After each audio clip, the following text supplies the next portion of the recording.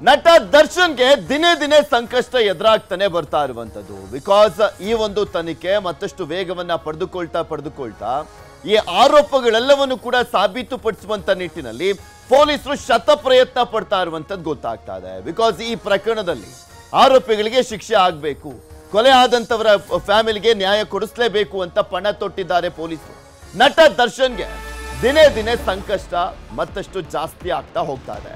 ಸಾಕ್ಷ್ಯ ರೆಡಿ ಮಾಡಿದ್ದಾರೆ ಪೊಲೀಸರು, ಸಾಕ್ಷ್ಯಗಳ ಹೇಳಿಕೆಯನ್ನ ಕೂಡ ಪಡ್ಕೊಂಡಿರುವಂತದ್ದು, ಸಾಕ್ಷಿಗಳನ್ನ ಕೂಡ ಸಂಗ್ರಹಿಸಿದ್ದಾರೆ. ಸುಮಾರು 200ಕ್ಕೂ ಹೆಚ್ಚಿನ ಸಾಕ್ಷಿಗಳು.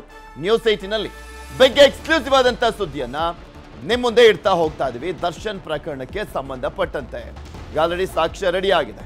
ಅದರಲ್ಲೂ 19 ಜನ ಸಾಕ್ಷಿಗಳ ಹೇಳಿಕೆಯನ್ನ ಪಡೆದುಕೊಳ್ಳಲಾಗಿರುವಂಥದ್ದು. ಈ ಹಿಂದೆ 12 ಅಂತ ಹೇಳಲಾಗ್ತಾ ಇತ್ತು, ಅದು ಈಗ ಮತ್ತಷ್ಟು ಜಾಸ್ತಿ ಆಗಿ 19 ಸಾಕ್ಷಿಗಳ ಹೇಳಿಕೆಯನ್ನ ಪಡೆದುಕೊಳ್ಳಲಾಗಿದೆ.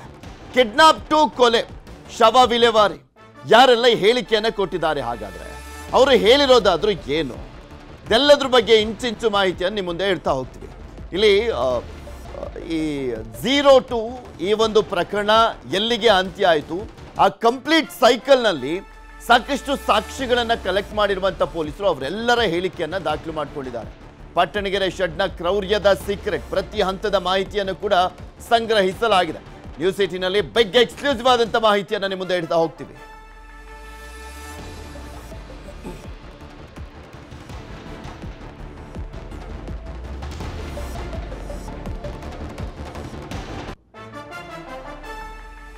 ಒಬ್ರಲ್ಲ ಇಬ್ರಲ್ಲ, ಒಟ್ಟು 19 ಸಾಕ್ಷಿಗಳು ಇಲ್ಲಿ. ಈ ಹಿಂದೆ ನಾವು 12 ಸಾಕ್ಷಿ ಅನ್ಕೊಳ್ತಾ ಇದ್ವಿ. 12 ಸಾಕ್ಷಿ ಯಾವ್ಯಾವು ಅನ್ನುವಂಥದ್ದನ್ನ ಕೂಡ ತೋರಿಸ್ತಾ ಇದ್ವಿ. ಅದಕ್ಕೆ ಮತ್ತೆ 7 ಜನ ಸಾಕ್ಷಿಗಳು ಆಡ್ ಆಗಿರುವಂಥದ್ದು. ಆ 19 ಸಾಕ್ಷಿಗಳ ಹೇಳಿಕೆಯನ್ನ ಪಡ್ಕೊಂಡಿದ್ದಾರೆ ಪೊಲೀಸರು. 19 ಪ್ರಮುಖ ಸಾಕ್ಷಿಗಳಿಂದ ಹೇಳಿಕೆ ದಾಖಲಾಗಿದೆ. ತಾಂತ್ರಿಕ ಸಾಕ್ಷ್ಯಕ್ಕೆ ಈಗ 164 ಹೇಳಿಕೆ ಬಲ ಸಿಕ್ಕಿರುವಂಥದ್ದು. 164 ಅಂದ್ರೆ CRPC 164 ಹೇಳಿಕೆಯನ್ನ ದಾಖಲು ಮಾಡಿಕೊಳ್ಳಲಾಗಿದೆ 19 ಜನರಿಂದ. ಯಾಕೆ 164? ಈ ಪ್ರಕರಣದಲ್ಲಿ ಆಮೇಲೆ ಉಲ್ಟಾ ಹೊಡಿಬಾರ್ದು ಅಂತ ಜಡ್ಜ್ ಮುಂದೆ ಕೊಡಿಸುವಂತ ಹೇಳಿಕೆ ಇದು. CRPC 164 ಹೇಳಿಕೆ ಅನ್ನುವಂಥದ್ದು ಜಡ್ಜ್ ಮುಂದೆ ಕೊಡಿಸ್ತಾರೆ. ಸೊ ಆ ಹೇಳಿಕೆಯನ್ನ 19 ಜನರ ಹೇಳಿಕೆಯನ್ನ ಜಡ್ಜ್ ಮುಂದೆ ಕೊಡಿಸಲಾಗಿದೆ. ಸೊ ಹೀಗಾಗಿ ಈ ಒಂದು ಪ್ರಕರಣದಲ್ಲಿ ಆಮೇಲೆ ಉಲ್ಟಾ ಹೊಡಿಯಕ್ಕಾಗಲ್ಲ. ಜಡ್ಜ್ ಮುಂದೆ ಹೇಳಿಕೆಯನ್ನ ದಾಖಲಿಸಿದೆ ಖಾಕಿ ಪಡೆ. ಕಿಡ್ನಾಪ್ ಮಾಡಿದಂಥ ವಾಹನ ಚಾಲಕರ ಹೇಳಿಕೆ, ಆರೋಪಿಗಳು ಚಲಿಸಿದ್ದಂಥ ವಾಹನ ಚಾಲಕರ ಹೇಳಿಕೆ ಆಗಿರ್ಬೋದು, ಹಾಗೆ ಈ ಒಂದು ಪ್ರಕರಣದಲ್ಲಿ ಪ್ರಮುಖ ಪಾತ್ರಧಾರಿಗಳು ಅಂತ ಗುರ್ತಿಸಿಕೊಂಡಿರುವಂಥ ವಾಹನ ಚಾಲಕರ ಹೇಳಿಕೆಗಳು, ಅದರ ಜೊತೆಗೆ ಇಲ್ಲಿ ಶವ ವಿಲೇವಾರಿ ಮಾಡಿದಂಥವರ ಹೇಳಿಕೆ, ಸೆಕ್ಯೂರಿಟಿ ಗಾರ್ಡ್ನ ಹೇಳಿಕೆ, FSL ಅಧಿಕಾರಿಗಳ ಹೇಳಿಕೆ, ಈ ರೀತಿಯಾಗಿ ಟೋಟಲ್ ಆಗಿ 19 ಜನರ ಹೇಳಿಕೆಯನ್ನ ದಾಖಲು ಮಾಡಿಕೊಳ್ಳಲಾಗಿದೆ. ಅದು CRPC 164 ಅಡಿಯಲ್ಲಿ. ಪಟ್ಟಣಗೆರೆ ಶೆಡ್ನ ಮಾಲೀಕರ ಹೇಳಿಕೆಯನ್ನ ದಾಖಲು ಮಾಡಿಕೊಳ್ಳಲಾಗಿದೆ. CCTV DVR ರಿಟ್ರೀವ್ ಮಾಡಿದವರ ಹೇಳಿಕೆಯನ್ನ ಕೂಡ ದಾಖಲು ಮಾಡಿಕೊಳ್ಳಲಾಗಿರುವಂಥದ್ದು. FSL ಅಧಿಕಾರಿಗಳು, ಅವರು ಶೆಡ್ನ ಸೆಕ್ಯೂರಿಟಿ ಸಿಬ್ಬಂದಿ, ಕೆಲಸಗಾರರು, ಹಾಗೆ ಇಲ್ಲಿ ಪ್ರಮುಖವಾಗಿ ಮೃತದೇಹ ಸಿಕ್ಕಂತ ಸಂದರ್ಭದಲ್ಲಿ ಅಲ್ಲಿನ ಸೆಕ್ಯೂರಿಟಿ ಗಾರ್ಡ್ ಇದ್ನಲ್ಲ, ಅವನ ಹೇಳಿಕೆ ಆಗಿರ್ಬೋದು. ಅದಾದ್ಮೇಲೆ ಇವರು 4 ಜನ ರೇಣುಕಾ ಸ್ವಾಮಿಯ ಶವವನ್ನ ವಿಲೇವಾರಿ ಮಾಡಿದ ಬಳಿಕ ಒಂದು ಆಟೋದಲ್ಲಿ ಹತ್ಕೊಂಡು ಹೋಗಿರ್ತಾರೆ, ಆತನ ಹೇಳಿಕೆಯನ್ನ ಕೂಡ ದಾಖಲು ಮಾಡಿಕೊಳ್ಳಲಾಗಿದೆ.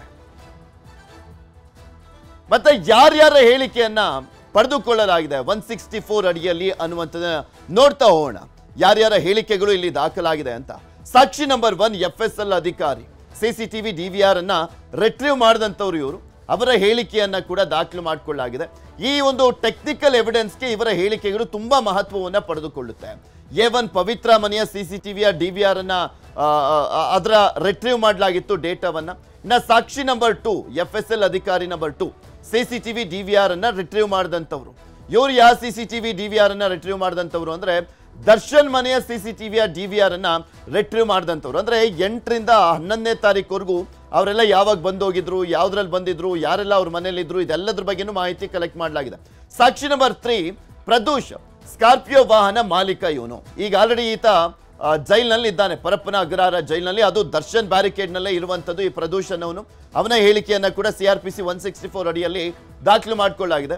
ಸ್ವಾಮಿ ಶವ ಸಾಗಿಸಿದ್ದಂಥ ಸ್ಕಾರ್ಪಿಯೋ, ಪ್ರದೂಷ್ತು ಆ ಸ್ಕಾರ್ಪಿಯೋನಲ್ಲೇ ಶವವನ್ನ ಸಾಗಿಸಿದ್ದು. ಸಾಕ್ಷಿ ನಂಬರ್ 4 ಪಟ್ಟಣಗೆರೆ ಶೆಡ್ನ ಗುತ್ತಿಗೆದಾರ, ಅದನ್ನ ಲೀಸಿಗೆ ಕೊಟ್ಟಿದ್ದೀವಿ ಅಂತ ಹೇಳ್ತಾ ಇದ್ರು ಪಟ್ಟಣಗೆರೆ ಶೆಡ್ನ ಮಾಲೀಕರಾಗಿರುವಂಥ ಜಯಣ್ಣ ಅವರು. ಆ ಗುತ್ತಿಗೆದಾರನ ಹೇಳಿಕೆಯನ್ನ ಕೂಡ ದಾಖಲು ಮಾಡಿಕೊಳ್ಳಲಾಗಿದೆ. ಅವರನ್ನ ಸಾಕ್ಷಿ ನಂಬರ್ 4 ಆಗಿ ಪರಿಗಣಿಸಲಾಗಿದೆ.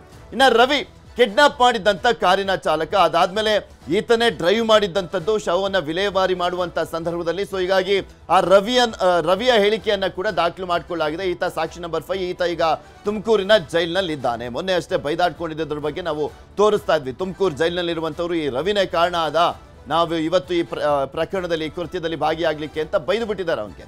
ಇನ್ನು ಸಾಕ್ಷಿ ನಂಬರ್ 6 ರೇಣುಕಾ ಸ್ವಾಮಿ ಮೇಲೆ ಹಲ್ಲೆಯ ಫೋಟೋವನ್ನ ಮಾಡಿದಂತು. ಫೋಟೋ ಸ್ವೀಕರಿಸಿದ್ದಂತ ವ್ಯಕ್ತಿಯ ಸಾಕ್ಷಿಯನ್ನಾಗಿ ಪರಿಗಣಿಸಲಾಗಿದೆ. ಹಲ್ಲೆ ಮಾಡಿದ್ದಂಥವರು ಕಳುಹಿಸಿದ್ದಂತ ಫೋಟೋ. ಸೊ ಹೀಗಾಗಿ ಆ ಒಂದು ಪ್ರಮುಖ ಸಾಕ್ಷಿಯಾಗಿ ಪರಿಗಣಿಸಲಾಗಿರುವಂಥದ್ದು. ಸಾಕ್ಷಿ ನಂಬರ್ 7 ಆಟೋ ಚಾಲಕ ಕಾರ್ತಿಕ್ ನಿಖಿಲ್ ಪ್ರಯಾಣಿಸಿದ್ದಂತ ಆಟೋ. ಯಾವುದು ಇದು ಅಂದ್ರೆ ಶವವನ್ನ ವಿಲೇವಾರಿ ಮಾಡಿದ ಬಳಿಕ ಅಲ್ಲಿ ಒಂದು ಆಟೋ ಬರುತ್ತೆ. ಆ ಆಟೋದಲ್ಲಿ ಹತ್ಕೊಂಡು ಹೋಗಿರ್ತಾರೆ. ಆದ್ರೆ ಆ ಚಾಲಕನಿಗೆ ಗೊತ್ತಿರಲ್ಲ ಇವರು ರೇಣುಕಾ ಸ್ವಾಮಿಯ ಶವನ್ನ ಎಷ್ಟು ಬಂದಿರ್ತಾರೆ ಅಂತ. ಯಾರು ಸಿಕ್ಕುದ್ರಲ್ಲ ಗ್ರಾಹಕರು ಅಂತ ಹತ್ತಿಸ್ಕೊಂಡು ಹೋಗಿದ್ದ ಆ ಆಟೋ ಚಾಲಕನ ಹೇಳಿಕೆಯನ್ನ ದಾಖಲು ಮಾಡಿಕೊಳ್ಳಲಾಗಿದೆ. ಇನ್ನು ಸಾಕ್ಷಿ ನಂಬರ್ 8 ಪಟ್ಟಣಗೆರೆ ಶೆಡ್ನ ಕೆಲಸಗಾರ. ಶೆಡ್ನಲ್ಲಿ ಕೆಲಸ ಮಾಡ್ತಾ ಇದ್ದವನ ಹೇಳಿಕೆಯನ್ನ ದಾಖಲು ಮಾಡಿಕೊಳ್ಳಲಾಗಿದೆ. ಶೆಡ್ನಲ್ಲಿ ಕೆಲಸ ಮಾಡ್ತಾ ಇದ್ದವನು ಆ ಸಂದರ್ಭದಲ್ಲಿ ಏನಾಯ್ತು, ಹೇಗಾಯ್ತು, ಯಾರಿದ್ರು, ನೀವೇನಾದ್ರೂ ನೋಡಿದ್ರ, ಅವರ ಹೇಳಿಕೆ ದಾಖಲು ಮಾಡಿಕೊಳ್ಳಲಾಗಿದೆ. ಇನ್ನು ಸಾಕ್ಷಿ ನಂಬರ್ 9 ಪಟ್ಟಣಗೆರೆ ಶೆಡ್ ಕೆಲಸಗಾರ ಇನ್ನೊಬ್ಬ ಇದ್ದ. ಶೆಡ್ನಲ್ಲಿ ಕೆಲಸ ಮಾಡ್ತಾ ಇದ್ದವನ ಹೇಳಿಕೆಯನ್ನ ಮತ್ತೊಬ್ಬನದ್ದು ಕೂಡ ಪಡ್ಕೊಳ್ಳಲಾಗಿರುವಂಥದ್ದು. ಆರೋಪಿಗಳ ಸಂಪರ್ಕದಲ್ಲಿದ್ದಂಥ ವ್ಯಕ್ತಿ ಆತ. ಅಂದ್ರೆ ಇವರೆಲ್ಲರೂ ಕೂಡ ಮಾರಣಾಂತಿಕವಾಗಿ ಹಲ್ಲೆ ಮಾಡಿ ಹೋಗಿದ್ರಲ್ಲ, ಆ ಸಂದರ್ಭದಲ್ಲಿ ರೇಣುಕಾ ಸ್ವಾಮಿ ಹೊಡೆದಾದ್ಮೇಲೆ ಆತ ಸತ್ತಿದನ ಇಲ್ವಾ, ಏನ್ ಮಾಡ್ತಾ ಇದ್ದಾನೆ ಅಂತ ಕೇಳುವಂತ ನಿಟ್ಟಿನಲ್ಲಿ ಒಬ್ಬನಿಗೆ ಫೋನ್ ಮಾಡ್ತಾ ಇದ್ರಲ್ಲ, ಆತನ ಹೇಳಿಕೆಯನ್ನ ಕೂಡ ದಾಖಲು ಮಾಡಿಕೊಳ್ಳಲಾಗಿದೆ. ಸಾಕ್ಷಿ ನಂಬರ್ 10 ಆರೋಪಿಗಳು ನೀಡಿದಂತ ಮಾಹಿತಿಯನ್ನ ಸಂಗ್ರಹಿಸಿ ಸ್ವಾಮಿಯನ್ನ ಆಟೋದಲ್ಲಿ ಕಿಡ್ನಾಪ್ ಮಾಡಲಾಗಿತ್ತಲ್ಲ, ಆತನ ಹೇಳಿಕೆಯನ್ನ ಕೂಡ ದಾಖಲು ಮಾಡಿಕೊಳ್ಳಲಾಗಿದೆ. ಚಿತ್ರದುರ್ಗದ ಆಟೋ ಚಾಲಕ, ಆತ ಜಗ್ಗ ಅಂತ ಕಾಣಿಸುತ್ತೆ, ಆತನ ಹೇಳಿಕೆಯನ್ನ ಕೂಡ ದಾಖಲು ಮಾಡಿಕೊಳ್ಳಲಾಗಿದೆ. ಇನ್ನು ಶೆಡ್ನ ಸೆಕ್ಯೂರಿಟಿ ಗಾರ್ಡ್ ಸಾಕ್ಷಿ ನಂಬರ್ 12 ಜೂನ್ 8ರಂದು ಶೆಡ್ನಲ್ಲಿದ್ದಂಥ ಸೆಕ್ಯೂರಿಟಿ ಗಾರ್ಡ್, ಆತನ ಹೇಳಿಕೆ ದಾಖಲು ಮಾಡಿಕೊಳ್ಳಲಾಗಿದೆ. ಆತನ ಹೇಳಿಕೆ ಕೂಡ ಅಷ್ಟೇ ತುಂಬಾ ಕ್ರೂಷಿಯಲ್ ಆಗುತ್ತೆ ಈ ಪ್ರಕರಣದಲ್ಲಿ. ದರ್ಶನ್ ಪಾರ್ಟಿ ಬಗ್ಗೆ ಮಾಹಿತಿಯನ್ನ ಪಡೆದುಕೊಂಡಿದ್ದಾರೆ. ಸ್ಟೋನಿ ಬ್ರೂಕ್ಸ್ ನಲ್ಲಿ ಕೆಲಸಗಾರ, ಅಲ್ಲಿದ್ದಂಥ ಒಬ್ಬ ಕೆಲಸಗಾರನಿಂದಲೂ ಕೂಡ ಮಾಹಿತಿಯನ್ನ ಪಡ್ಕೊಳ್ಳಲಾಗಿದೆ.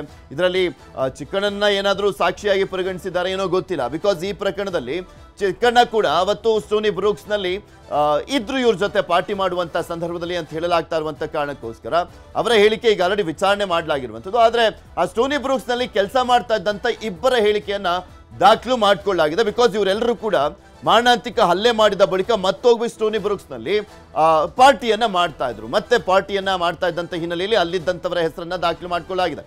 ಸಾಕ್ಷಿ ನಂಬರ್ 15 ಸ್ಟೋನಿ ಬ್ರೂಕ್ಸ್ ನಲ್ಲಿ ಕೆಲಸಗಾರ ಇನ್ನೊಬ್ಬ ಇದ್ದ, ಆತನನ್ನ ಕೂಡ ಸಾಕ್ಷಿಯಾಗಿ ಪರಿಗಣಿಸಲಾಗಿದೆ. ಆತನ ಹೇಳಿಕೆಯನ್ನ ಕೂಡ CRPC 164 ಅಡಿಯಲ್ಲಿ ದಾಖಲು ಮಾಡಿಕೊಳ್ಳಲಾಗಿದೆ.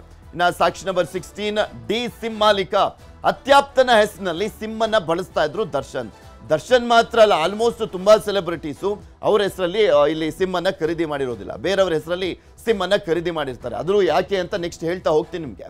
ಕಾರು ತೊಳೆದಂತ ವ್ಯಕ್ತಿ ಸಾಕ್ಷಿ ನಂಬರ್ 17 ಆಗಿ ಪರಿಗಣಿಸಲಾಗಿದೆ. ಸ್ಕಾರ್ಪಿಯೋ ಕಾರನ್ನ ವಾಶ್ ಮಾಡಿದಂತ ವ್ಯಕ್ತಿ. ಯಾವ ಸ್ಕಾರ್ಪಿಯೋ ಕಾರು ಅಂದ್ರೆ ರೇಣುಕಾ ಸ್ವಾಮಿ ಕೊಲೆಯನ್ನ ಅಂದ್ರೆ ಆತನ ಶವವನ್ನ ಸಾಗಿಸಲಾಗಿತ್ತಲ್ಲ, ಶವ ಸಾಗಿಸಿದ ಬಳಿಕ ಆ ಕಾರನ್ನ ವಾಶಿಗೆ ಕೊಟ್ಟಿರ್ತಾರೆ, ಅದರಲ್ಲೆಲ್ಲ ಬ್ಲಡ್ ಎಲ್ಲ ಇರುತ್ತೆ. ಆತನ ಹೇಳಿಕೆಯನ್ನ ಕೂಡ ದಾಖಲು ಮಾಡಿಕೊಳ್ಳಲಾಗಿದೆ.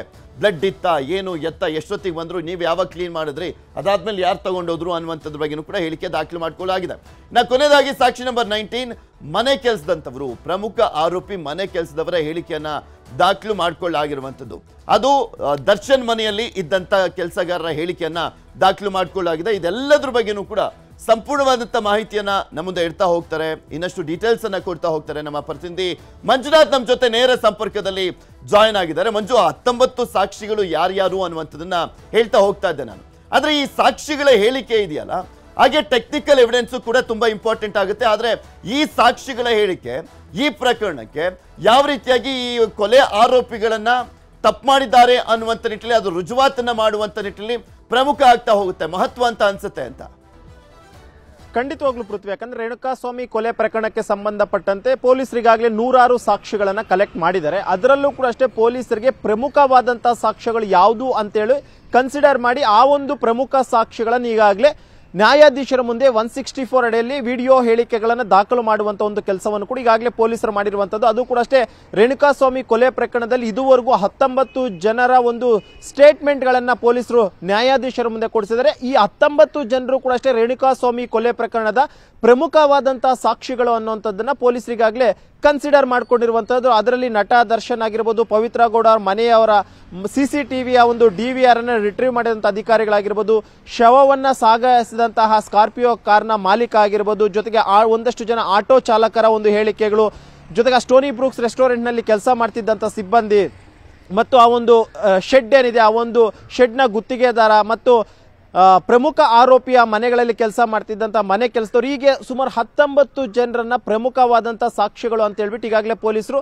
ಅವರಿಂದ ಸ್ಟೇಟ್ಮೆಂಟ್ ಅನ್ನ ಪಡ್ಕೊಂಡಿದ್ರು. ಯಾಕಂದ್ರೆ ತನಿಖೆ ಸಂದರ್ಭದಲ್ಲಿ ಪೊಲೀಸರಿಗೆ ಸಿಕ್ಕಿರುವಂತದ್ದು ಈ ರೇಣುಕಾಸ್ವಾಮಿ ಕೊಲೆ ಪ್ರಕರಣ ಸುಮಾರು 200ಕ್ಕೂ ಹೆಚ್ಚು ಸಾಕ್ಷಿಗಳು ಸಿಕ್ಕಿದಾವೆ.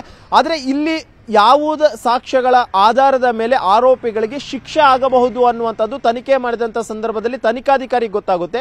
ಅದೇ ಒಂದು ನಿಟ್ಟಿನಲ್ಲಿ ಅವರ ಹೇಳಿಕೆಗಳನ್ನ ದಾಖಲು ಮಾಡಿಕೊಂಡಿದ್ದಾದಂತಹ ಬಳಿಕ ಇವು ಮೇನ್ ಈ ಒಂದು ಪ್ರಕರಣದಲ್ಲಿ ಪ್ರಮುಖ ಸಾಕ್ಷಿಗಳು ಅಂತ ಏನೆಲ್ಲ ಕನ್ಸಿಡರ್ ಮಾಡ್ಕೊಂಡಿದ್ರು ಅದಕ್ಕೆ ಪೂರಕ ಎಂಬಂತೆ ನಾಳೆ ದಿನ ಸಾಕ್ಷಿಗಳು ಉಲ್ಟಾ ಹೊಡಿಬಾರದು ಅನ್ನೋ ಒಂದು ಕಾರಣಕ್ಕೋಸ್ಕರ ಪೊಲೀಸರು ನ್ಯಾಯಾಧೀಶರ ಅನುಮತಿಯನ್ನ ಪಡ್ಕೊಂಡು ಆರೋಪಿ ಅಂದ್ರೆ ಈ ಸಾಕ್ಷಿಗಳನ್ನ ಕರ್ಕೊಂಡೋಗಿ ನ್ಯಾಯಾಧೀಶರ ಮುಂದೆಯೇ ವಿಡಿಯೋ ಸ್ಟೇಟ್ಮೆಂಟ್ ಅನ್ನ ದಾಖಲು ಮಾಡ್ಕೊಂತಾರೆ.